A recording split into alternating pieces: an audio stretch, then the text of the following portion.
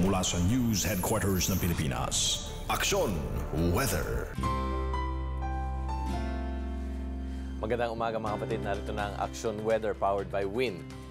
Easterly winds pa rin ang umiiral sa loob ng archipelago mga kapatid dito sa Philippine Area of Responsibility. Ito po yung mainit na hangin na nanggagaling dito sa Dagat Pasipiko at habang tinatahak po nito ang Dagat Pasipiko ay nagdadala rin po ito ng kaulapan lalo na dito sa may silangang bahagi ng bansa. Pero makikita po natin dito sa ating Metra Weatherscape na nagkakaroon ng mga rain clouds dito sa may, lalo na dito sa may bandang Mindanao at yan po ang dahilan kung bakit ang Mindanao ay katulad ng Davao, Cagayan de Oro, Butuan at Cotabato ay makakaranas ng maulap na papawirin na magdadala rin ng mahihina hanggang sa katamtamang mga pagulan. Kaya sa mga kapatid natin dito sa areas na yan, maging handa po tayo. Huwag natin kakalimutan mag-bound pa rin ng mga panangga sa ulan.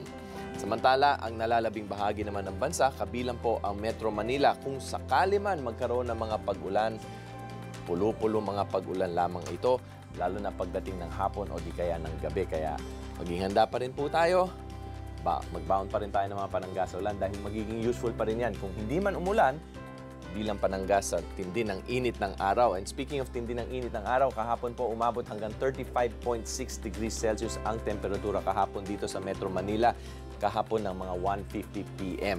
Asahan po natin na posibleng mga ganyan din ang magiging temperatura natin dito sa araw na ito.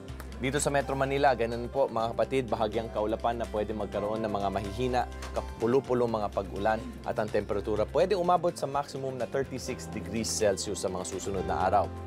Sa Metro Cebu, ganun din pero magkakaroon po ng mahihina hanggang sa katamtamang mga pag-ulan. Ang temperatura pwede umabot hanggang 34 degrees Celsius. Habang sa Metro Davao, ayan po, mga thunderstorms din po ang aasahan po natin ngayong araw na ito. At ang temperatura, mas presko ng konting-konti lamang, 34 degrees ang posible maging maximum temperature sa area na ito.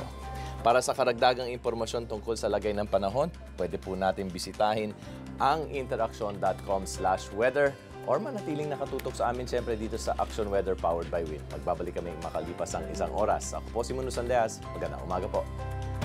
Mula sa News Headquarters ng Pilipinas, Aksyon Weather.